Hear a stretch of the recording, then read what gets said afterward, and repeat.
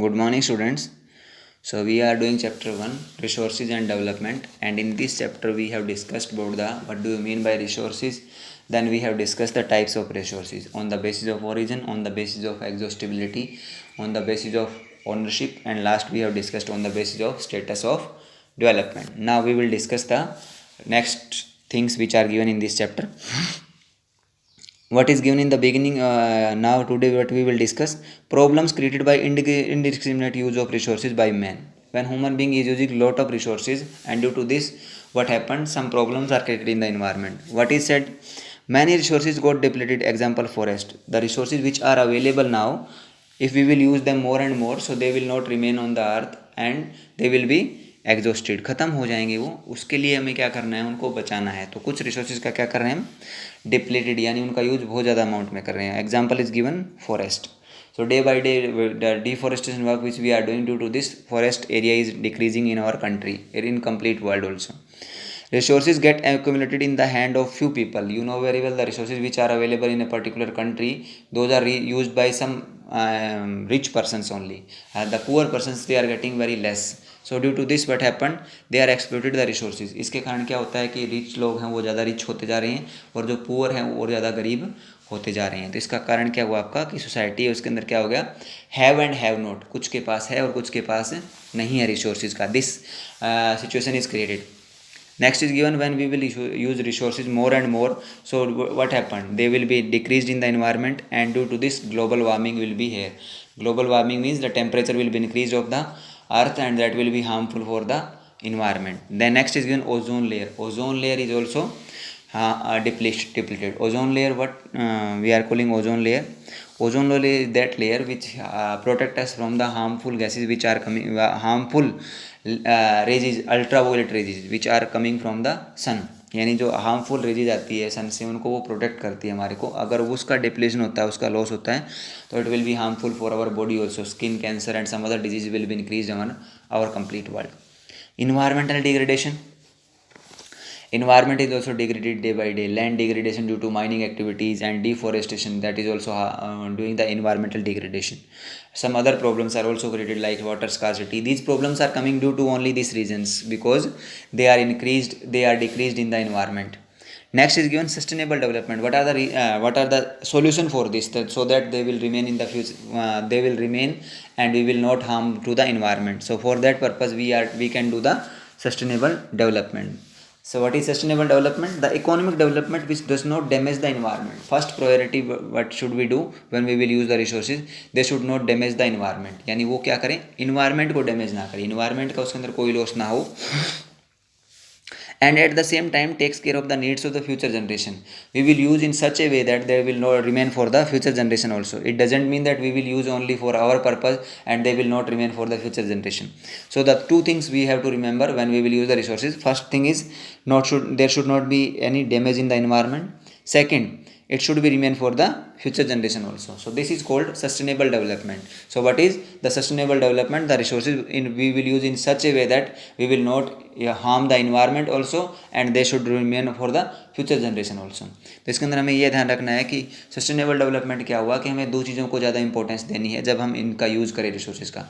First thing, they should be not harmful for the environment. Environment का अंदर उसके कोई नुकसान ना हो. और दूसरा क्या बताया गया है कि it should be remain for the future generation. So what is sustainable development? This question you will write down in your notebook, and the definition you will write down that economic development in such A way that it should not be harmful for the environment and it should remain for the future generation. So that is called sustainable development. यानी sustainable development का meaning क्या बताया गया है कि हमें क्या करना है कि हमको रिसोर्सेज को इस वे में यूज़ करना है कि जिससे क्या है कि इन्वायरमेंट का भी लॉस ना हो, और second thing is given that it should be remain for the future generation also.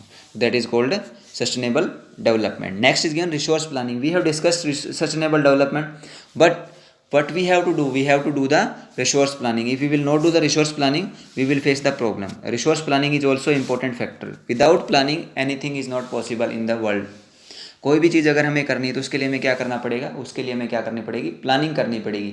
We have to make the planning. If we will do any work with the planning, so we will not face any problem, and if we will not do with planning, so we will face the problem. So what should we do for the resource planning?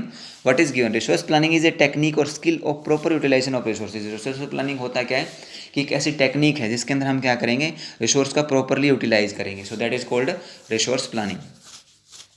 So there are 3 stages given on the basis of this we can do the resource planning. यानी 3 stages बताई गई जिसके base पे हम क्या कर सकते हैं, रिसोर्स प्लानिंग कर सकते हैं. First is given identification and listing of resources. First what we will do, first we will identify the resources, that these are the resources and we will use these resources. So what are the importance of those resources, we will make the list of those resources.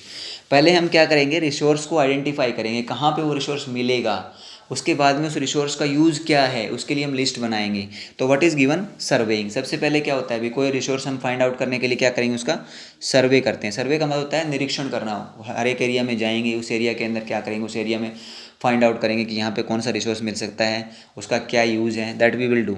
Then mapping and the measurement. उसके बाद में हम क्या करेंगे, उसके बाद में हम करेंगे मैपिंग. मैपिंग मीन्स, मैपिंग का मतलब क्या होता है कि उस एरिया का हम मैप बनाएंगे. Without map we will not do anything. So we have to require the map of that area. You know very well when we are making any building in our areas.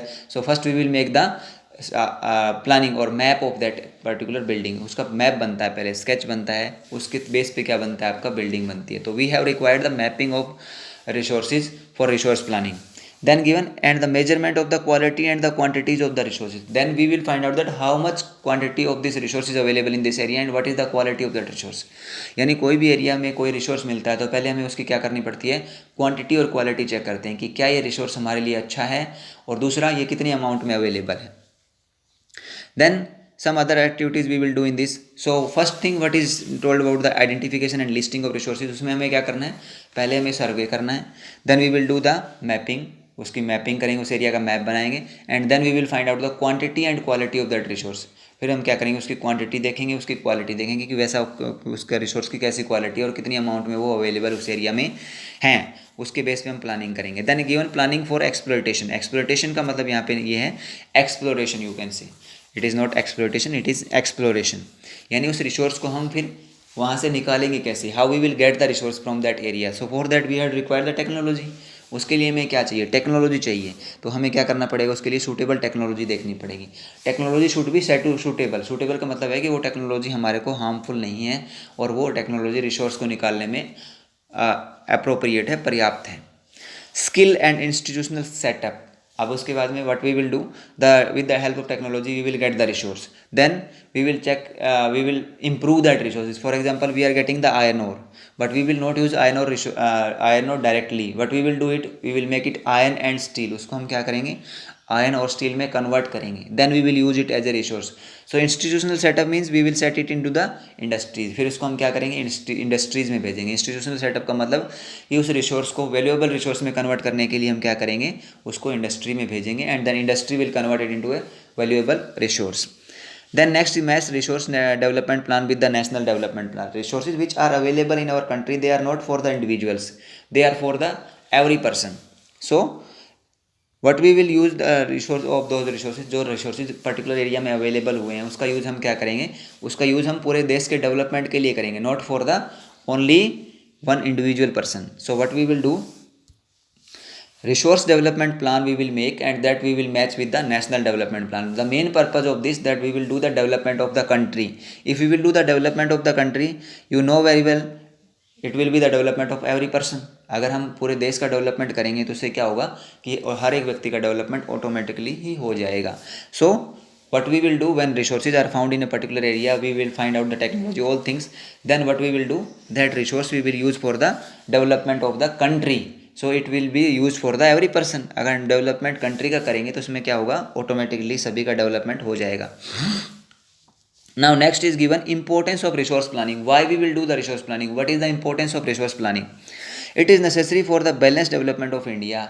You know very well, if we want to do the development of our country particularly, now we will discussing about our country.